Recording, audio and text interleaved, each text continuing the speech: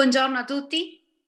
Bonjour à tous. Siamo qui oggi per Nous sommes presentare ici aujourd'hui pour présenter et procéder au lancement officiel de la campagne mondiale Vaccine for All, un vaccin pour tous, une initiative qui promeut à tous l'accès au vaccin contre le Covid-19, ainsi qu'une action symbolique pour apporter des soins aux populations de cultures et de religions différentes.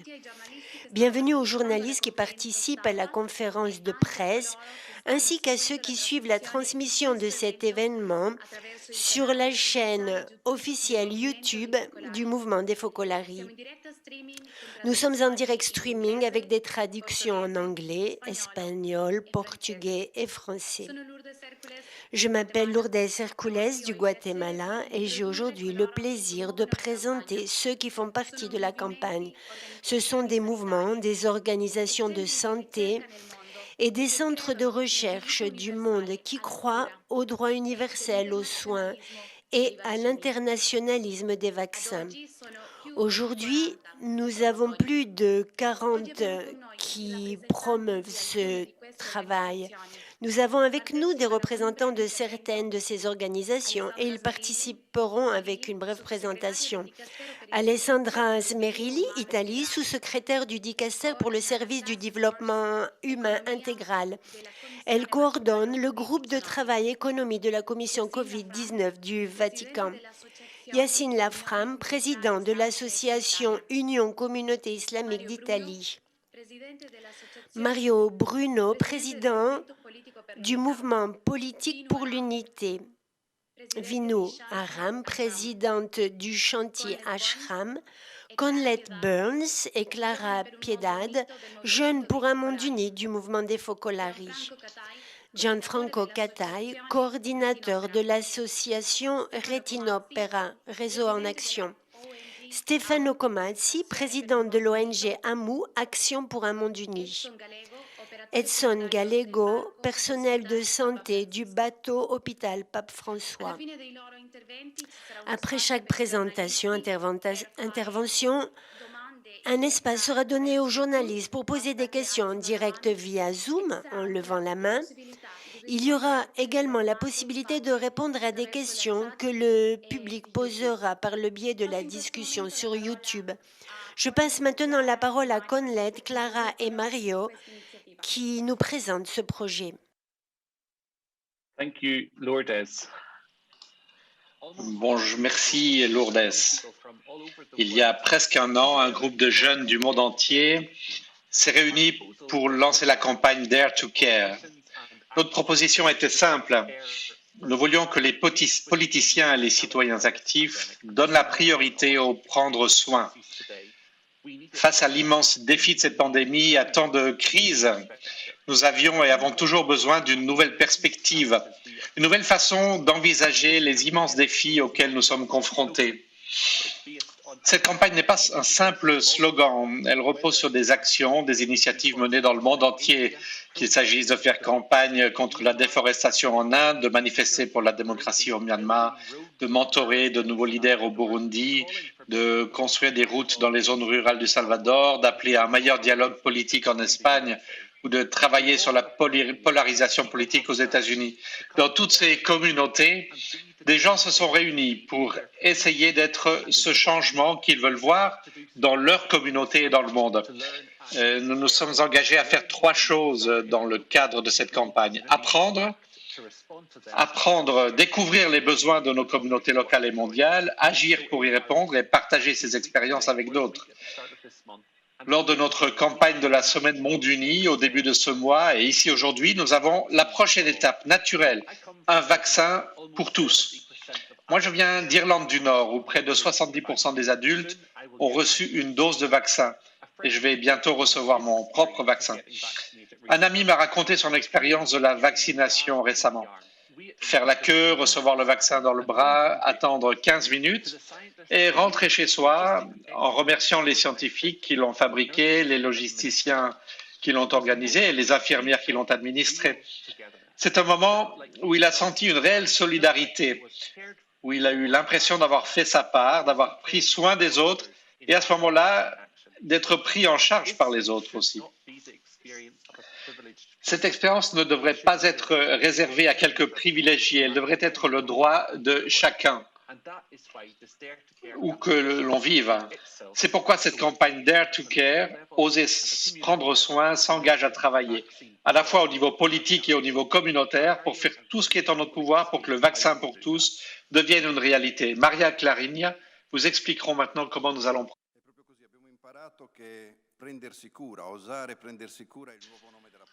Oui, nous avons appris que le prendre soin, c'est le nouveau nom de la politique. Le Covid-19, qui est un mal commun mondial, ne peut être vaincu que par un bien commun mondial, la vaccination pour tous. La situation de pandémie qui nous a fait redécouvrir que nous étions tous égaux, mais aussi tous vulnérables et interconnectés, cela nous a fait découvrir la fraternité, qui est une catégorie politique, qui nous pousse à trouver une solution pour tous, surtout pour les plus pauvres, les pays qui n'ont pas accès aux soins ni aux vaccins gratuits, justement pour les plus pauvres.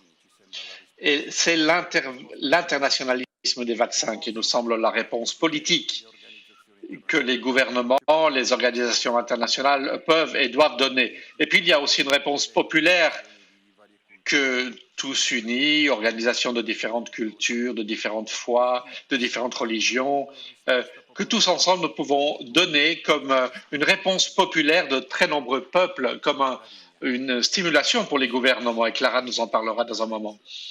Demain, le sommet mondial sur la santé globale se réunira. C'est dans le cadre du G20 sous présidence italienne. Parmi les solutions dont on discutera, il y a la suspension des brevets, bien sûr, où il faut trouver des accords absolument, mais il faut aussi partager les brevets, c'est-à-dire fournir une sorte de pool de patentes où les entreprises pharmaceutiques partagent leurs licences pour la production de leurs vaccins dans les différents pays. Mais ce que nous devons donc surtout, c'est la capacité à trouver des accords avec les entreprises pharmaceutiques pour pouvoir pour que ces vaccins puissent être à la portée des pays les plus pauvres et que les gouvernements, mus par la fraternité universelle et non pas par de nouvelles formes de colonialisme, puissent faire preuve de solidarité pour partager les vaccins, surtout pour les États qui en ont le plus besoin, les plus pauvres. C'est une sorte de vaccin partagé comme le fait le pape François parmi les gens dans le monde, surtout pour les plus invisibles, les personnes les plus pauvres, mais aussi une solidarité entre États, entre les peuples, un vaccin vraiment pour tous. Mais ce qui nous semble indispensable, c'est d'augmenter le know-how, le partage de know-how, la capacité de production des vaccins. Il y a vraiment une exigence que nous sentons, c'est de prendre soin de tout le monde, en particulier des plus pauvres. Maintenant, Clarinia va nous dire que pendant que nous attendons les décisions, que nous stimulons les gouvernements, nous pouvons donner une réponse populaire tous ensemble. Merci beaucoup, Mario. Je parle en portugais. Colette mencionou em sua fala que durante este ano, nós, Jovens por um Mundo Unido, Colette disait que durant cette année, nous jeunes pour un monde uni, avec le réseau de personnes dans le monde entier, jeunes, adultes, adolescents et enfants, nous nous engageons dans un parcours où nous cherchons à poser l'attention au centre de notre vie de citoyens actifs et politiques. Nous avons parlé durant cette année que les citoyens actifs, c'est un membre actif qui s'engage et qui s'implique dans toutes les questions du monde là où il vit. Nous sommes immergés dans une crise sanitaire globale. Nous voyons que le monde s'est arrêté. Les personnes perdent leur travail. Des milliers d'êtres humains meurent par manque d'accès aux soins. C'est un droit fondamental pour la vie de tout être humain. Nous ne pouvons pas être citoyens passifs, neutres, absents de toutes ces réalités. Devant cette scène où nous avons beaucoup de questions, de peur, de manque de sûreté, nous ne devons pas perdre l'assurance. Nous devons agir et faire notre petite part pour combattre les inégalités dans la distribution des vaccins et la prévention et le soin du Covid. Mario a parlé de la nécessité d'une action politique pour que le vaccin soit accessible à tous. Ça, c'est un travail politique et institutionnel. C'est fondamental pour résoudre ce problème. Entre-temps, nous ne pouvons pas attendre ces solutions des gouvernements. Nous devons nous retrousser les manches, faire toute notre part en tant que citoyens actifs. Et pour cela, ensemble, avec beaucoup de parties du monde, avec beaucoup de personnes, beaucoup de religions, d'âges, nous avons décidé de lancer cette initiative mondiale pour garantir le bien commun de ceux qui aujourd'hui n'ont pas de voix. Et en ce premier moment, nous voulons nous concentrer nos forces sur une partie de l'Amazonie brésilienne, une partie de l'État du Pará. Nous connaîtrons Edson qui va nous raconter cette réalité où nous sommes présents, où nous travaillons dans un climat de confiance et de coopération. Avec cette campagne, nous proposons une donation en ligne pour les habitants de ces régions qui vivent au bord du fleuve. La population n'a pas accès à l'assistance sanitaire et très souvent, ils n'ont pas accès non plus aux centres sanitaires. Donc, l'argent que nous récolterons sera pour les doses de vaccins, pour la prévention et les soins du virus, avec un matériel de protection et d'aide pour les thérapies pendant et après la maladie. Je peux dire en tant que Brésilienne, je peux dire que la réalité de la pandémie chez les indigènes et les habitants du fleuve est pire que ce que les rapports officiels nous montrent. La majorité sont oubliés par la société, ils sont loin des centres sanitaires où on peut recevoir ces thérapies. Ils vivent non seulement une crise sanitaire, mais sociale, économique, ambientale. Donc, nous voulons nous engager par rapport à ces personnes. Nous croyons que le vaccin et le soin de l'Amazonie sont nécessaires en ce moment. Et en même temps, ça nous permettent d'appeler l'attention sur l'importance de cette réalité qui doit être protégée par nous tous.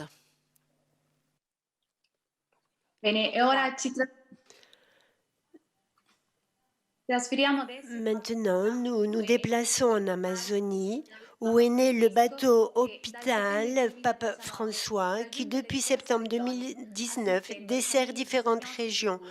Ce bateau aide les familles qui ont besoin de soins et qui vivent sur les rives du fleuve Amazon, là où se trouve la population des ribeirinhos qui n'a pas accès à l'assistance socio-sanitaire. Ce projet sera présenté par Edson Gallego.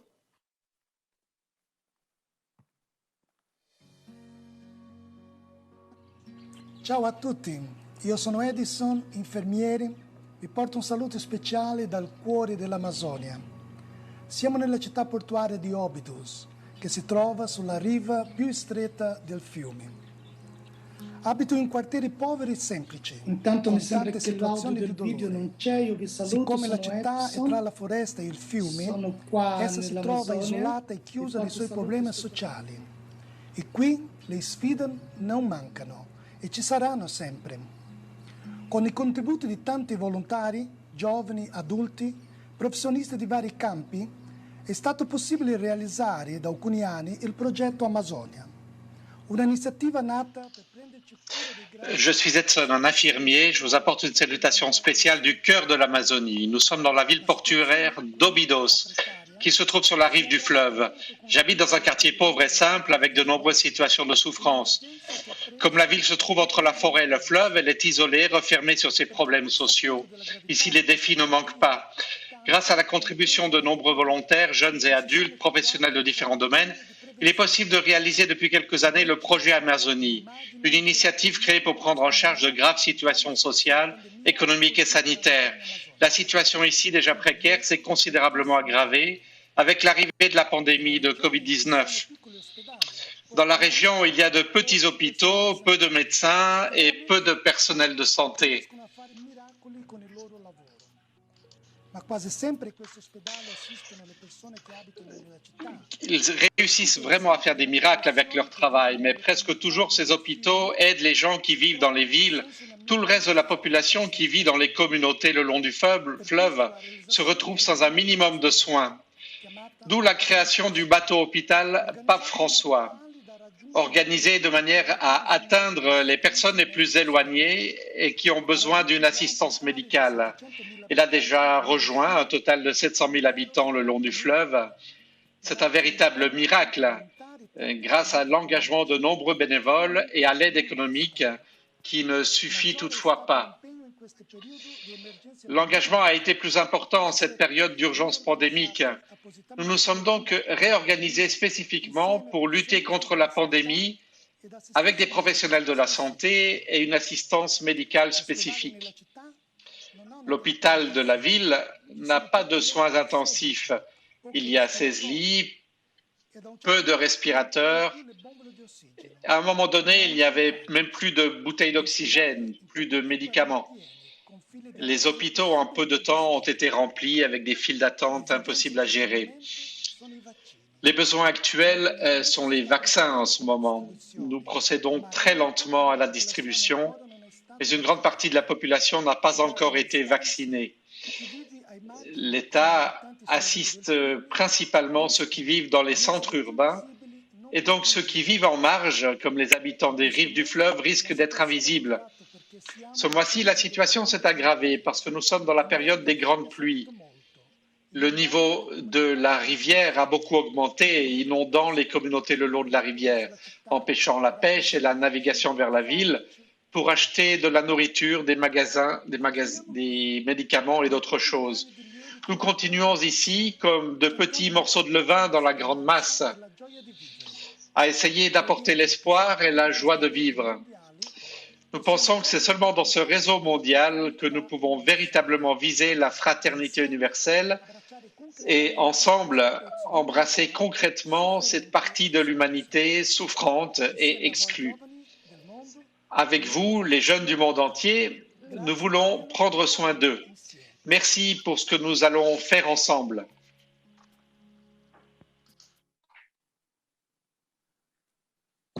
Vi porto a tutti un saluto qua dell'Amazzonia e del Brasile. Je vous apporte une salutation toute spéciale de l'Amazonie. J'aimerais surtout remercier pour tout ce que vous faites et ce que nous faisons.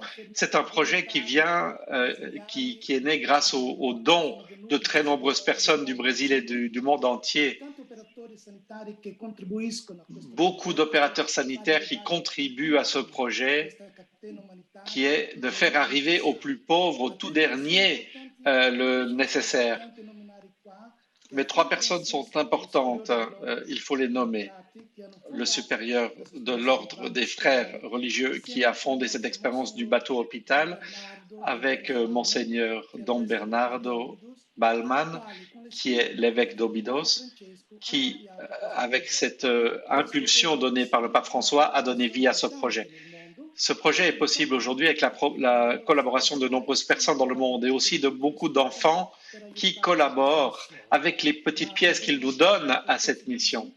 Mais nous aurons, durant le Zoom, la possibilité de continuer à parler de cela. Merci beaucoup. Merci, Edson. Nous devons rappeler aussi que la chat de YouTube est ouverte. Et là, vous pouvez écrire vos questions auxquelles on pourra répondre à la fin de cette intervention. Maintenant, je donne la parole à sœur Alessandra Smerilli. Me voici. Je voulais avant tout remercier pour cette initiative et pour la manière dont elle se porte de l'avant et on veut la lancer. Merci parce qu'en ce moment, en travaillant dans la commission Covid instituée par le pape François, au début de la pandémie, le pape François s'est préoccupé des conséquences économiques et sociales de la pandémie. Il nous a demandé de préparer l'avenir. Et donc, ne restez pas là à attendre, mais faites quelque chose pour que l'avenir soit différent qu'avant la pandémie, donc après. Et il a dit, faites-le, s'il vous plaît, dans le concret. Soyez concrets. Il me semble que ce projet, qui se base surtout sur des actions et en même temps cherche à être une voix qui cherche à faire comprendre à tous les besoins que nous avons de changer les perspectives sur les vaccins. Ce projet est une icône de ce que le pape François nous demande à la commission Covid. Je pense que c'est un projet qui sera dans le cœur du pape François. Et aussi un projet, c'est ce que je pense que nous devons comprendre mieux, qui n'est pas un projet de charité. À ceux qui sont moins bien que nous en ce moment de pandémie qui a touché tout le monde indistinctement, mais pas tous de manière égale, parce que ceux qui avaient déjà des problèmes souffrent encore plus à cause de cette pandémie. En ce moment, nous devons comprendre que pour ceux qui sont plus en difficulté, on ne donne pas les miettes. Ce n'est pas une question de charité, c'est une question de justice, de dette de justice que nous avons envers ces personnes. Comme nous l'a rappelé le pape François, nous ne nous sauverons pas si ce n'est tous ensemble. Nous ne serons pas saufs tous tant qu'il manquera une seule personne qui soit vaccinée. Je lis le soin du virus doit être projeté, disait-il, privilégiant ceux qui en ont le plus besoin. Personnes âgées, opérateurs de santé, personnes fragiles, vulnérables, pauvres et ceux qui sont oubliés. Et donc, votre projet, nous voulons projeter quelque chose qui aille dans la direction juste. Nous savons, nous avons vu tous les thèmes qu'il y a derrière le vaccin et la partie économique de la production et la distribution du vaccin. Et donc, la question des brevets, de la suspension, au moins temporaire des brevets, avec réalisme, vous avez dit, de réussir à traiter aussi les prix, parce que nous savons que les maisons pharmaceutiques pratiquent des prix différents et très souvent, ceux qui payent le plus le conséquence au prix le plus haut, c'est ceux qui ont le moins de moyens. Ça ne doit pas continuer. C'est bien de travailler aussi sur ce thème, d'aider à faire attention au prix, à traiter cette question. Il y a aussi une question de technologie, de distribution de technologie. Et alors, tandis qu'on travaille sur la brève période pour que les vaccins arrivent à tous, pour se préparer aux prochains événements, nous devrions aussi être en mesure d'étudier des vaccins qui ne soient pas projetés par la partie occidentale du monde seulement. Je m'explique. Les vaccins que nous avons maintenant ont besoin de températures extrêmes. Ils ont besoin d'une chaîne du froid qui accompagne du début jusqu'à la fin. Et tout cela, c'est très difficile pour certaines populations. Alors je crois que nous devrions employer toutes nos énergies, toute l'innovation possible pour chercher à produire les vaccins facilement transportables et produits dans tous les lieux du monde. Donc, je renouvelle le merci pour ce projet. Merci pour ce concret. Mais comme le dit Pape François, aidons-nous à rêver en grand. Et ce n'est pas un rêve de l'impossible, c'est le rêve de ceux qui, à peine se réveillent de ce rêve, commencent à avancer pour que ce rêve soit mis en pratique. Nous avons beaucoup de signes d'espérance. Et la demande, c'est que les intérêts privés ne soient pas mis avant la santé de toute personne et de chaque personne dans le monde. Comme nous l'avons dit, parce que personne ne sera sauvé tant que tous ne le seront pas. Merci encore à vous. Merci, sœur Alessandra Smerilli. Et maintenant, je passe la parole à Yacine Lafram. Merci, bonjour à tous. Je suis vraiment honoré d'être parmi vous. Je remercie le mouvement des Focolari pour la promotion d'une campagne de cette portée et aussi de nous d'avoir voulu nous impliquer. Cela nous rend vraiment plein d'espérance en un monde meilleur et nous aimerions et nous espérons pouvoir le faire.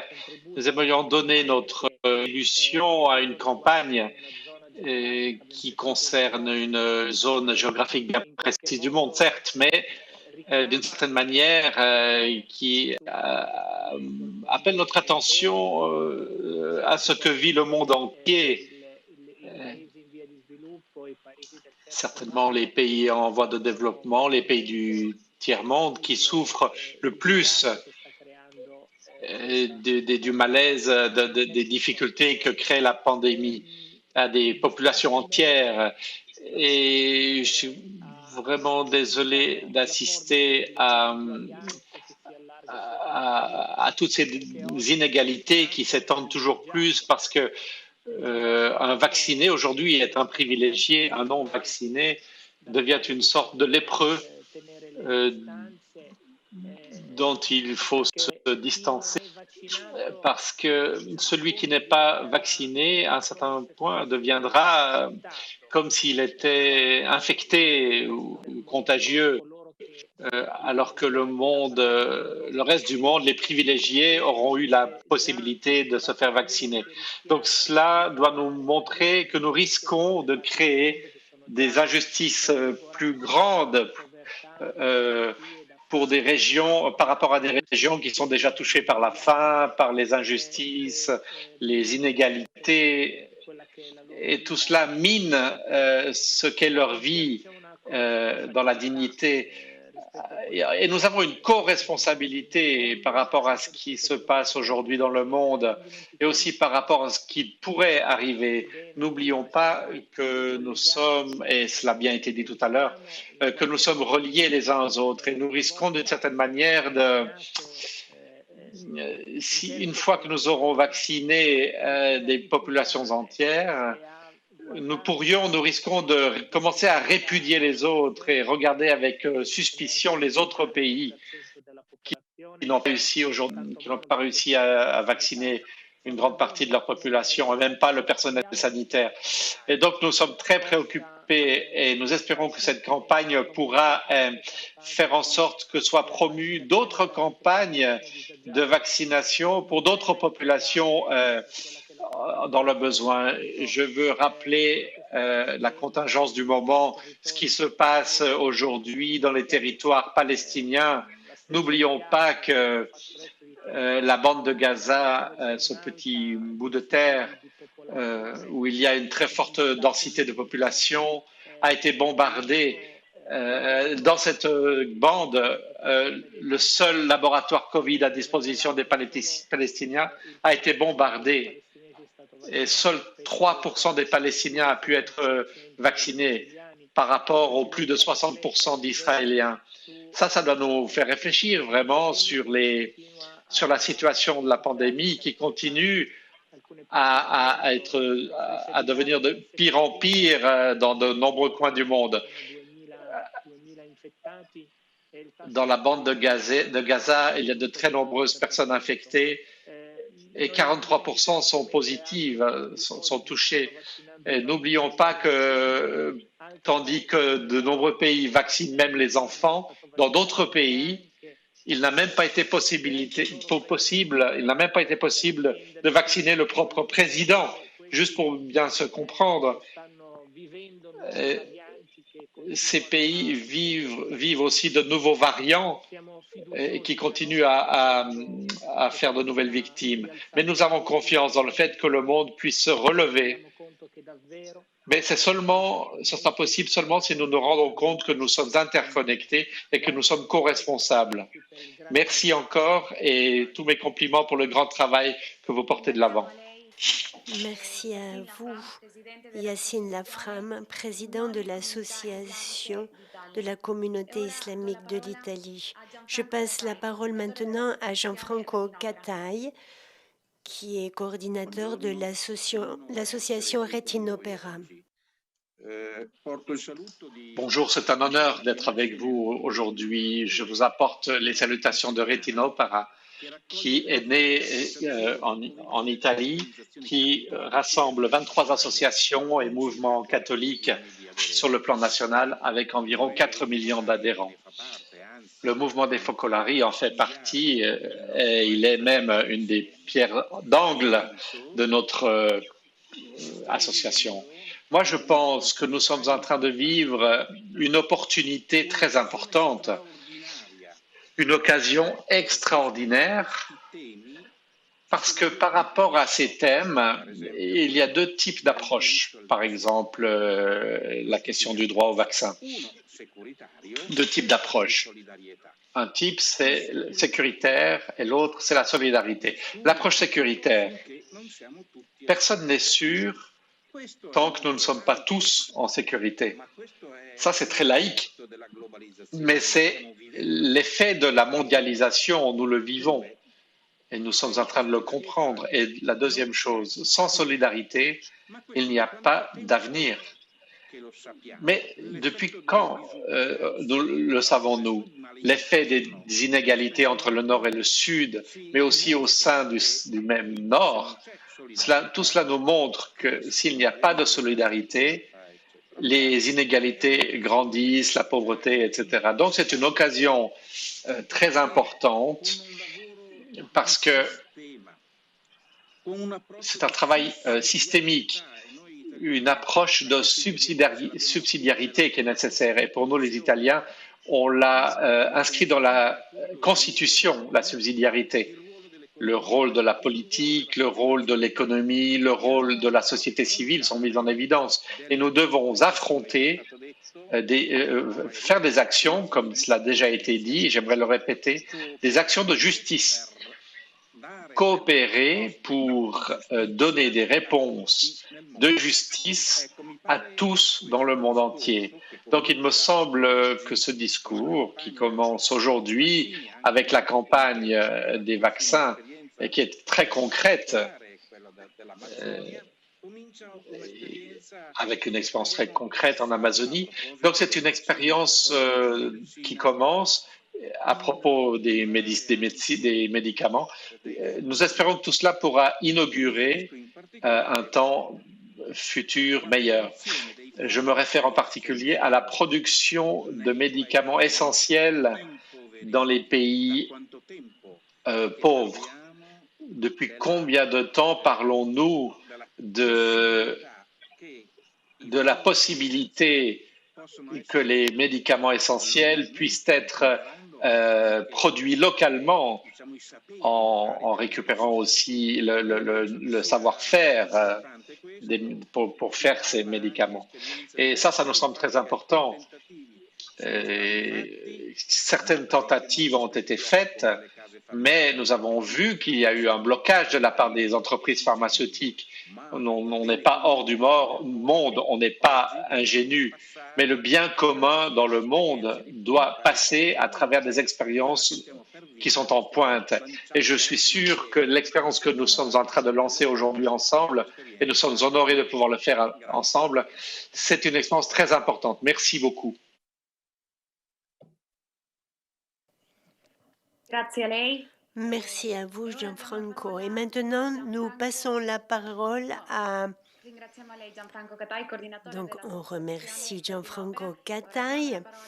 Et maintenant, nous passons la parole à Stefano Comazzi, président de l'ONG AMU, Action pour un monde uni.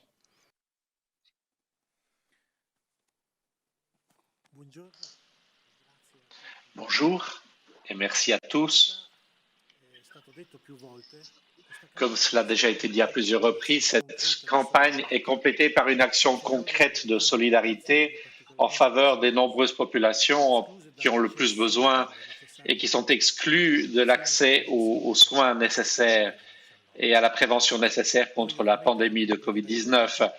Nous aimerions bien sûr pouvoir aider tout le monde, mais nous avons vu que nous pouvons commencer par 7 municipalités de la région de la Basse-Amazonie, Alenquer, Curuá, Faro, Óbidos, Oriximiná, Terra Santa et Juruti, qui sont dans l'État brésilien du Pará.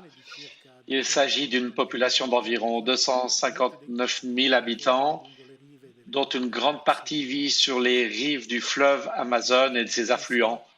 Ils pratiquent la pêche, l'agriculture de subsistance et d'autres activités peu rémunérées et dangereuses dans le domaine de l'extraction des mines. Pour cette raison, ils sont appelés les ribeirinhos, les habitants des rives. Comme vous l'avez entendu, cette action est née pour soutenir l'engagement du diocèse d'Óbidos et de l'association Maison Saint-François d'Assise pour l'assistance à ces populations et qui, depuis 2019, fonctionne avec 2 bateaux hôpitaux bien équipés. Chaque mission dure environ 10 à 15 jours, y compris les allers-retours à la base d'Óbidos, où le bateau reste ensuite durant 5 à 7 jours pour permettre le repos du personnel et le ravitaillement. Et puis, le bateau repart pour une nouvelle mission selon un calendrier établi sur le plan annuel. Il s'agit de populations donc, qui vivent isolées le long du grand fleuve et où même le service de santé publique peine à arriver avec efficacité et constance, tandis que la pandémie n'a tout de suite n'a trouvé aucun obstacle et s'est rapidement propagée de façon fulgurante. Et cela, on l'a déjà dit aussi tout à l'heure, concernant la politique de santé du gouvernement fédéral brésilien en réponse à la pandémie. Mais pour l'instant, nous ne sommes pas encore en mesure de prédire si et comment les vaccins seront apportés et distribués à cette population. Mais avec l'association des franciscains, nous avons pensé à un programme qui, en plus des vaccins, renforcera les soins médicaux, agira avec des actions de sensibilisation et de prévention et offrira une assistance de base aux familles les plus vulnérables de ces 7 municipalités.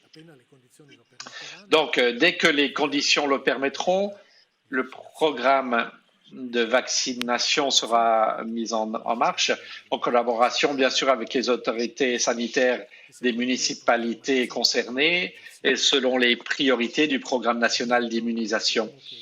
Pour l'instant, le coût prévisible par vaccin est autour de 5-6 euros, mais chiffre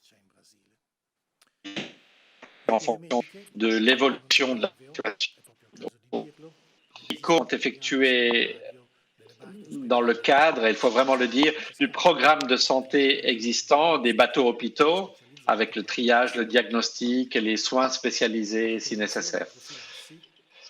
Pour la prévention et la prophylaxie, en collaboration avec les responsables locaux, il y aura des actions d'orientation et de sensibilisation sur l'hygiène, la distanciation sociale et la remise de packs de protection et d'hygiène contenant des masques, de gel hydroalcoolique, de désinfectants, de savon, d'autres produits pour les soins et l'hygiène.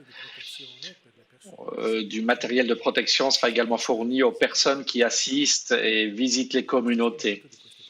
Le coût estimé de ces colis est d'environ 15-16 euros.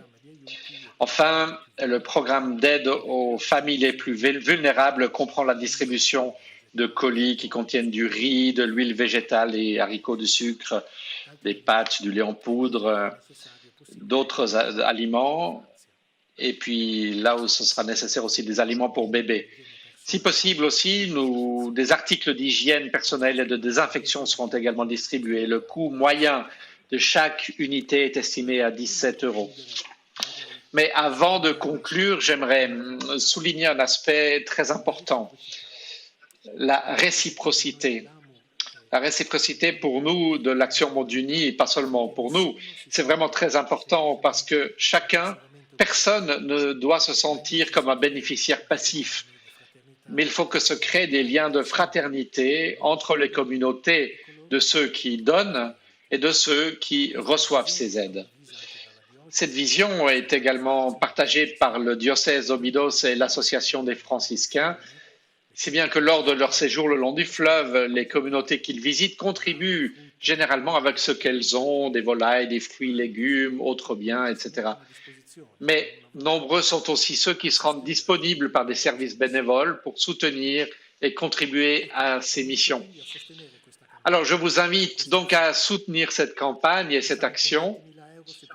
Disons qu'avec environ 20 000 euros, on peut distribuer environ 550 paquets de santé et de nourriture ou plus de 3 000 vaccins. Et bien sûr, il est évident qu'avec des sommes d'argent plus importantes, et on le souhaite vraiment, beaucoup plus de personnes et de communautés pourront être soutenues. En attendant que dans le reste de la planète aussi, nous puissions arriver à protéger de manière juste et efficace les nombreux exclus, je vous remercie et bonne chance à tous. Merci Stefano Comazzi. Et maintenant, nous avons une dernière personne. Nous remercions Vinu Aram, président du Shanti Ashram, et nous sommes vraiment très honorés de sa présence depuis un pays comme l'Inde qui a été très touché par la pandémie. À vous la parole.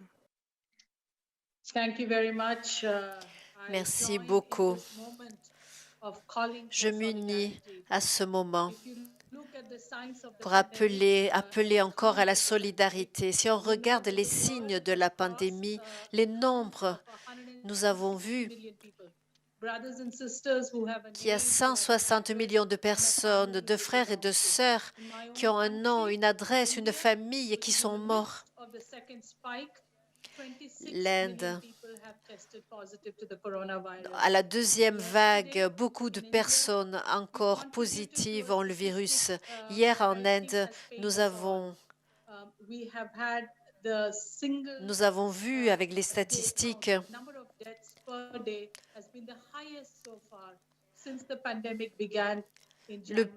le nombre de morts le plus élevé depuis le début de la pandémie. La pandémie n'est pas terminée. C'était le plus fort encore hier. La souffrance de cette maladie n'est pas terminée. Et donc, frères et sœurs, vous tous qui êtes ici réunis, c'est une lutte collective contre un virus qui ne fait pas de discrimination, qui touche tous sans distinction et qui a touché 200 pays dans le monde. Mais l'effet du virus n'est pas égal partout. Lorsque j'ai été invitée par mes frères et sœurs du Focolare en Inde à venir avec vous pour cette rencontre, j'ai dû dire oui tout de suite parce que le deuxième morceau, qu'est-ce que la société fait? La science explique le virus. Comment il se diffuse dans le monde, qu'est-ce qu'il produit. C'est quelque chose de très diffusé, beaucoup de personnes. C'est une rapidité sur cette deuxième et troisième vague. Il se transmet très, très vite, mais ça touche toute la société. Et comme responsable de l'organisation gandhienne, je suis vraiment impliquée dans ce cercle. Pendant 2 ans, l'autonomie a été touchée par cette pandémie. 1,5 billion d'enfants, beaucoup de mon pays, les enfants n'ont pas eu une vie normale, ils n'ont pas pu aller à l'école, ils n'ont pas pu jouer avec les autres enfants, ils n'ont pas pu étudier. Nous savons qu'il y a une crise économique sans précédent. Sœur Alexandra nous en a parlé, d'être tous touchés de façon égale. Mais là, il y a aussi une crise des valeurs humaines, pas simplement économique. Donc, l'idée du vaccin pour tous est très importante. Il y a une éthique que l'on apprend dans les écoles de médecine. Pourquoi il faut prendre soin? Beaucoup de personnes ici ont parlé de justice, de nous voir tous comme une grande famille, mais aussi la compréhension pratique de ces 15 mois. On voit que le virus circule très rapidement. Donc le pape François nous invite à réfléchir à la solidarité, à penser à la solidarité. Mahatma Gandhi, au début du XXe siècle, disait « La foi ne permet pas la vie tout seul. On ne peut pas parler des valeurs religieuses, mais il faut les vivre. » Moi, je suis reconnaissante au mouvement des Focolari et à tous les partenaires qui sont impliqués dans cette Semaine Monde Uni et dans cette action. C'est toutes les adoptions aussi à distance, tous ces programmes ont impliqué des personnes qui pensent à l'humanité. Stéphane nous a parlé du coût d'un vaccin, le coût d'un kit d'hygiène. Donc c'est possible pour le monde de porter ensemble les ressources matérielles, économiques. Le dernier point que je voudrais dire, c'est que la science nous dit que le vaccin fonctionne avec le vaccin social. Le masque, la distanciation, se laver les mains. Oui, mais nous savons que pour la première fois dans le monde, les scientifiques ont collaboré tous ensemble pour trouver ce vaccin. Ils l'ont fait très rapidement. Dans mon pays, en Inde, nous avons eu l'honneur d'avoir deux entreprises qui produisent ce vaccin.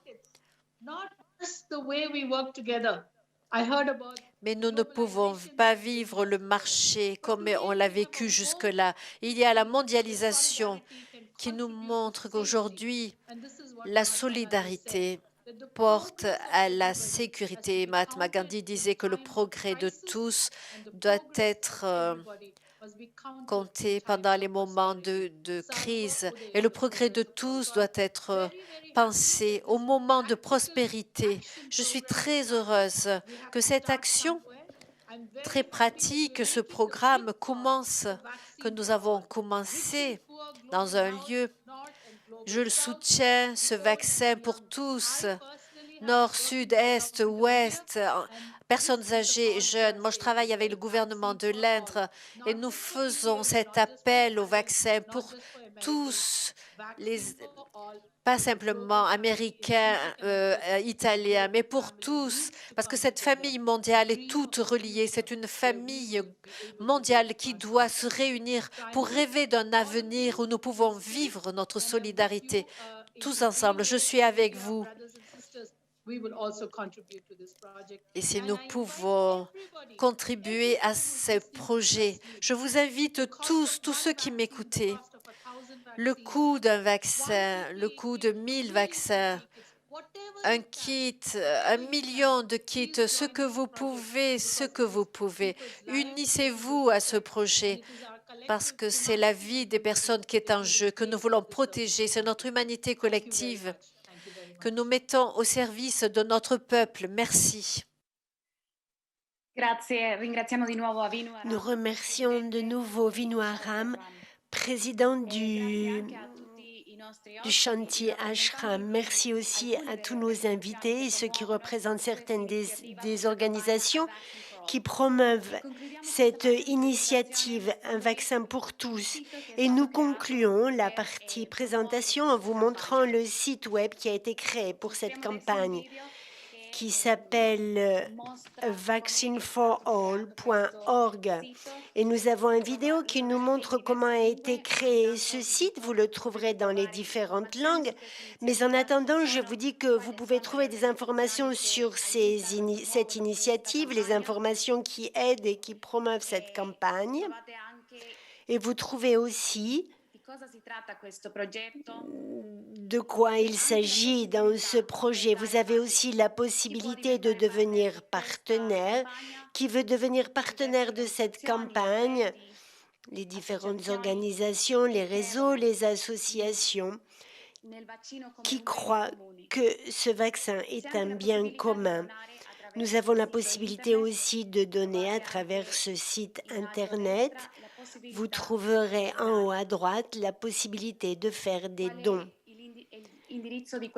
L'adresse de ce site, vaccineforall.org.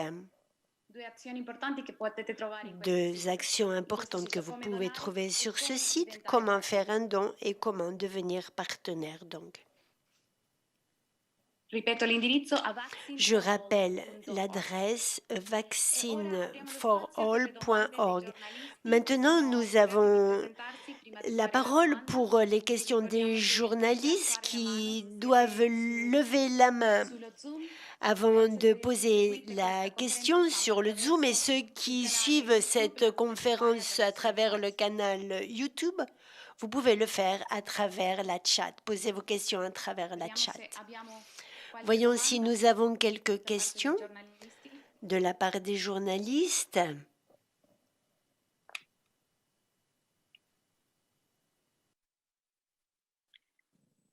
Aurelio Mole. Aurelio Mole. Allora, avevo alcune domande. Sono Aurelio Molè, lavoro per Cittànuova e anche per il programma A Sua Immagine di Rai 1. Alors, je parle aussi pour le programme A Sua Immagine de Rai 1. Ce qu'a dit Stefano Comazzi, quand voulez-vous commencer la campagne de vaccination? Est-ce qu'on veut l'étendre aussi à d'autres zones géographiques du monde ou bien c'est seulement prévu pour les ribeirinhos du Brésil? Une autre question, comment voulez-vous faire pression sur les gouvernements? De quelle façon concrète voulez-vous faire?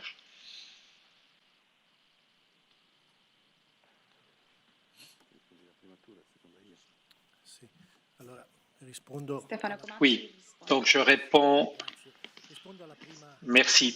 Je réponds à la première question. Alors, quand est-ce que nous allons commencer? Disons que pour les vaccinations au Brésil, comme on le disait tout à l'heure, en ce moment, la situation est assez fluide, disons.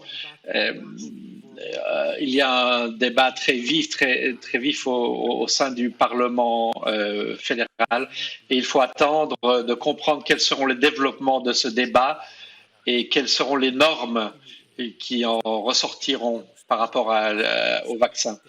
C'est pour ça que nous avons estimé les coûts parce qu'on ne sait pas encore très bien comment faire. Selon les dernières nouvelles que nous avons reçues, il semble qu'il y a une ouverture à la possibilité d'acquérir des vaccins aussi de la part d'institutions privées, mais seulement quelques institutions, des grandes compagnies, qui auront l'obligation de remettre une partie de ces vaccins à d'autres institutions. Pour l'instant, il semble que les bateaux hôpitaux du diocèse d'Óbidos ne sont pas directement, ne pourront pas en recevoir. Mais le débat est en cours et donc on essaie de modifier cette chose-là. C'est pour ça que nous avons aussi pensé à d'autres formes alternatives comme les aides aux familles vulnérables, la distribution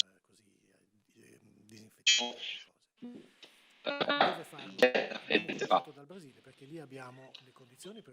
Ou commencer par le Brésil parce qu'on est en mesure de commencer tout ça. Il y a toutes les infrastructures déjà existantes, le projet du diocèse d'Óbidos est déjà en œuvre. Mais bien sûr, on est très heureux de pouvoir le faire dans d'autres lieux du monde, comme en Inde, d'où nous a parlé Vinu Aram tout à l'heure, ou bien l'Afrique, dont on parle peu, mais qui, évidemment, en a extrêmement besoin et en aura toujours besoin. Donc, en fonction des possibilités qui nous arriveront, et les institutions internationales doivent aussi s'ouvrir avec plus de courage et plus de confiance par rapport aux ONG, en dépassant, en surmontant les mécanismes de contrôle financier qui va au-delà des capacités, de l'efficacité des projets des ONG.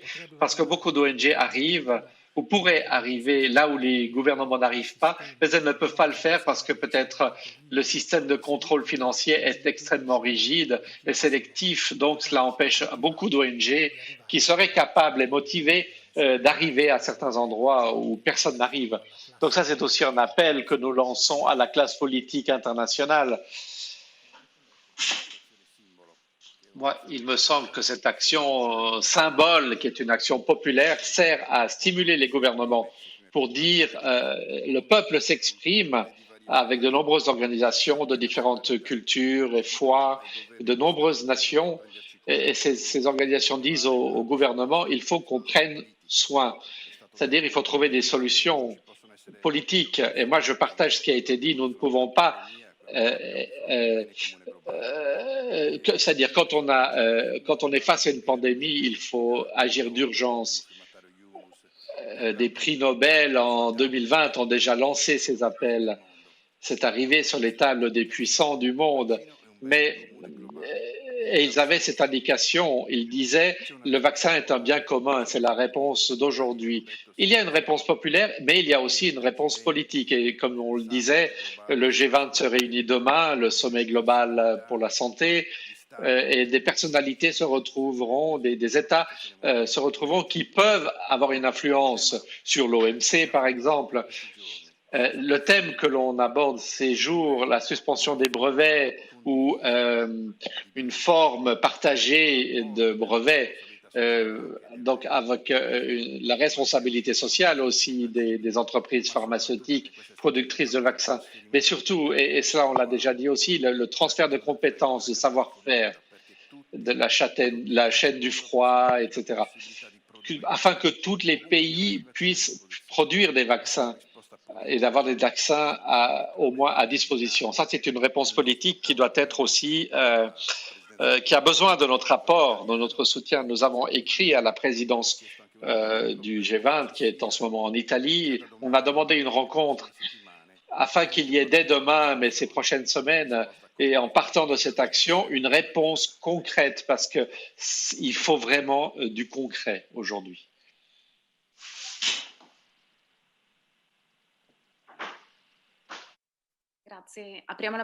Merci.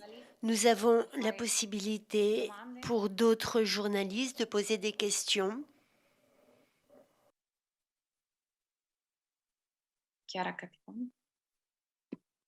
Hello, I'll speak in English. I'm calling Je parle en anglais. Washington, D.C.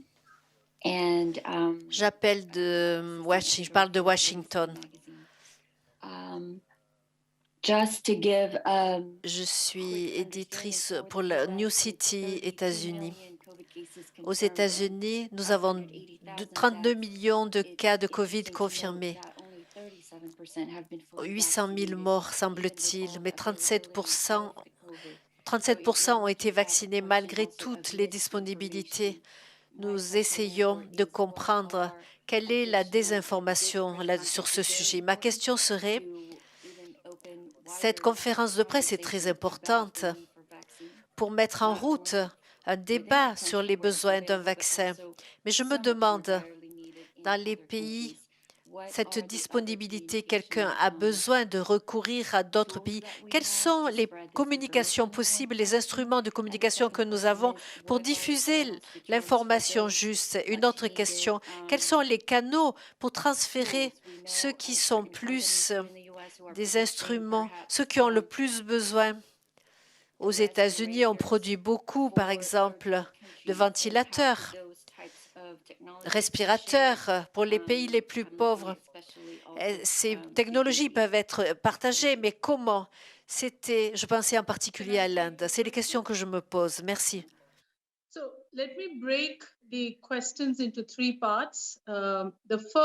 Alors, je diviserai cette partie en trois. La première partie de ta question concerne la mauvaise information. Et en effet, nous tous, nous faisons partie d'une grande réponse au Covid en parlant de cette manque d'information, ou qui est mauvaise, disons. La seule façon de le faire, c'est de donner des signes positifs, d'être communicateur avec les personnes. C'est une bonne science. Donc, les organisations comme l'Organisation mondiale de la santé, organisations scientifiques, c'est important qu'il y ait des personnes bonnes, crédibles, respectées, à qui on ait confiance. Je pense que la voix du pape François est importante, et celle des Focolari aussi. Donc, une bonne science, c'est des personnes valables. Aussi, des personnes de foi, c'est important. Nous ne devons pas céder, ce n'est pas le moment de céder, de renoncer. Le même message, nous devons le faire passer depuis 15 mois. On a dit rien n'a changé dans la prévention. Le masque, la distanciation et se laver les mains, mais aussi le vaccin. Donc, patience, persévérance, personnes valables et aussi bonne science. Ce sont des instruments que nous devons créer. Une pandémie de l'information juste. parce que beaucoup de personnes le font. Nous devons unir nos mains pour augmenter cette voie. Pour la deuxième question, la couverture des vaccins, c'est très important. Moi, je vois dans les statistiques du monde, tu parles d'un quart de couverture en Amérique du Nord. Mais si tu regardes le graphique, on peut voir qu'il y a une distribution inégale du vaccin dans le monde. Donc ça, dans ce cas, la voie de la solidarité et l'information juste est d'appeler les leaders, le pouvoir de la persuasion. Je voudrais rappeler le vaccin pour tous. Nous devons maintenir cette accélération sur ce message parce qu'une fois que nous avons présenté cet appel, la parole responsabilité est une réponse au vaccin pour tous, nous serons capables de le faire comme nous pouvons produire plus de vaccins. Moi, je pense avec la technologie, en améliorant les transports, en multipliant la production de vaccins en différents points du monde. Donc, une chaîne. Deuxièmement, les êtres humains ont été touchés par l'intervention de ceux du Brésil, comme le disait Stefano. Les volontaires, le vaccin a quelque chose à voir avec les volontaires. Chaque semaine, moi, je regarde la distribution des vaccins en Inde et vacciner 2000 personnes demande un grand effort. Il y a besoin de ressources humaines, de mettre ensemble ces ressources. Donc, il y a des grandes possibilités dans le volontariat, dans les communautés de foi, les ONG. C'est le moment de dire présent, enfin de se présenter. Une partie de la structure socio-sanitaire, d'assistante sanitaire dans des pays comme l'Inde est très limitée. Donc, il y a besoin de beaucoup de créativité. Les projets au Brésil, par exemple, sont un exemple de cela. Donc, tout ce qui est porté de l'avant, il faut être créatif. Donc, mauvaise information, en résumant, des personnes braves, valables, persévérance, patience et après l'engagement pour un vaccin pour tous. Et ensuite, faire appel aux responsabilités. En Inde, nous avons commencé et nous continuons à parler de vaccins pour tous. Dans les États, nous devons arrêter de façon à ce que les chaînes se mettent en marche. Comme l'a dit Stefano, toute cette pandémie, il faut maintenir cette ouverture. Stefano a parlé de fluidité, ouverture, que les personnes de foi, nous connaissons l'amour réciproque, mais nous savons que la grâce de Dieu vient sur la base de l'incertitude, mais la mission, c'est d'utiliser les meilleurs moyens que la science nous donne, le vaccin pour tous, ensemble, avec ce vaccin social. Ça, c'est une réponse longue, mais j'espère qu'elle soit valable. Continuons ensemble. Avec cette capacité, nous pouvons grandir dans la responsabilité sur un vaccin pour tous. Merci beaucoup, Vinu Aram, pour cette réponse. Peut-être que quelqu'un peut répondre aussi à cette question qu'a faite Chiara par rapport aux canaux de communication que nous allons utiliser pour diffuser cette campagne.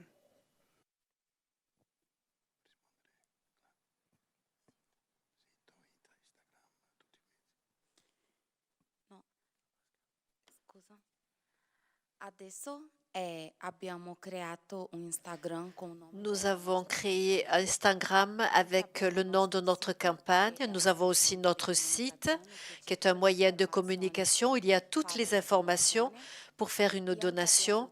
Et nous avons aussi le tweet. Et maintenant, ce sont nos moyens de communication en ce moment. Bien sûr, toutes les organisations qui sont promotrices avec nous et les autres qui vont devenir partenaires, parce qu'il y a cette possibilité sur le site, comme on l'a vu. Donc, ça devient un grand réseau dans le monde qui pourra diffuser ce projet et qui nous aidera dans l'action sur les gouvernements, en plus de l'action sur la population. On peut rappeler qu'il y a environ plus de 40 organisations qui jusqu'à présent adhèrent à cette campagne. Et il y a des organisations de différents pays comme l'Italie, l'Espagne, le Mexique, l'Argentine et beaucoup d'autres qui arrivent encore maintenant. Nous avons la possibilité pour d'autres questions. Est-ce qu'il y a encore d'autres questions des journalistes? Sinon, nous allons lire les questions qui nous sont arrivées à travers YouTube. Il y a une question qui est écrite. Nous savons qu'il y a des initiatives au niveau des institutions européennes pour contribuer à l'objectif d'ouvrir la possibilité du vaccin vraiment à tous. Ça, c'est une question qui a été faite à travers le chat de YouTube.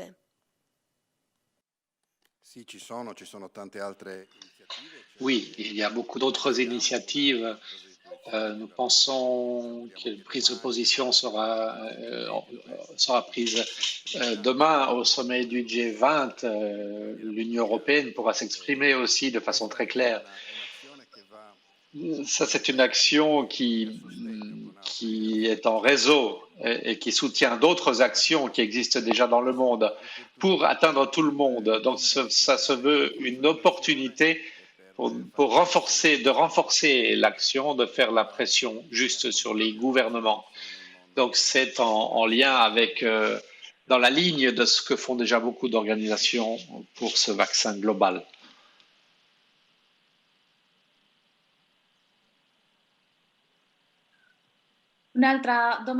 Une autre question qui nous est arrivée à travers YouTube. Quand commencera le recueil des dons? Les dons commencent tout de suite, c'est déjà ouvert. Le site dont on a parlé tout à l'heure est déjà ouvert, vaccineforall.org.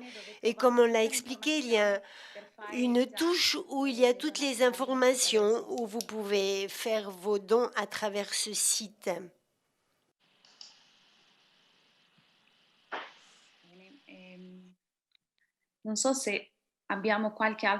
Il y a peut-être encore d'autres questions sur le Zoom ou YouTube. Donc là, vous voyez le site qui défile sur ce vidéo. Donc, vaccineforall.org, possibilité de faire des dons.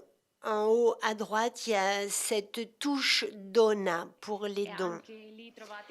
Vous trouvez aussi les canaux sociaux, comme a déjà expliqué Karine, et les moyens pour promouvoir et diffuser cette campagne. Nous sommes présents sur Instagram et aussi sur Twitter. Can I add one point? Sure. May I? Yes. Est-ce que je peux ajouter un point? I think I want to also give Je pense. practical experience from India. We Je started parle our d'une vaccination expérience pratique de l'Inde. drive Nous avons commencé While notre there was a vaccination lot en of janvier, vaccine hesitancy in the beginning, lorsqu'il has been y avait picking up, beaucoup and we are very d'hésitations au grateful début to the sur elders in le India, vaccin. our Nous old avons continué. Nous fathers sommes and très mothers, reconnaissants elders who aux became autorités de fractious. What I l'Inde wanted et to say tous is a les piece of evidence from parents de India. personnes In âgées. the second wave that we are now Je in voudrais the midst souligner of, un élément. À and la many deuxième people are vague, affected, all the nous people sommes au who are milieu et beaucoup de vaccinated personnes sont seem to be touchées. protected more. So the vaccines Les are personnes working. vaccinées, One more il semble reason qu'elles sont why mieux we must support protégées. this cause, Donc, not c'est une just for raison pour justice laquelle il and faut equality, soutenir cette but cause. because it Pas works simplement pour une question de practically in justice et protection. d'égalité, So mais people who are parce que ça vaccinated sert have concrètement à found la protection de less tous. Les personnes at risk vaccinées to go to ont hospitals trouvé, or to go to sont intensive care, moins and we are doing what we call death audit. ont People plus de who have died, we possibilités, have moins de found that possibilités most of d'être the people who have hospitalisés lost ou en their lives thérapie is intensive. because they were Nous not avons vu que la vaccinated, plus so they grande were partie des exposed personnes to qui it. sont mortes Please continue n'étaient to pas give to this vaccinées, elles wonderful étaient cause. It exposées, works, it plus works, exposées au and it virus. protects Donc, people, even as the continuez à porter pandemic de goes l'avant on. cette très belle cause, parce que pour protéger les personnes, ça protège pendant que la pandémie va de Thank you very l'avant. much. Merci beaucoup, Vinu Aram. Et donc, nous arrivons à la fin de cette conférence. Nous remercions tous ceux qui ont participé au lancement de la campagne et nous vous rappelons le site officiel vaccineforall.org. Vous pouvez également nous contacter par courriel à travers l'adresse info@vaccineforall.org. Merci encore et au revoir. Grazie, thank you everybody. Thank you. Merci à tous de la part de Vinu Aram.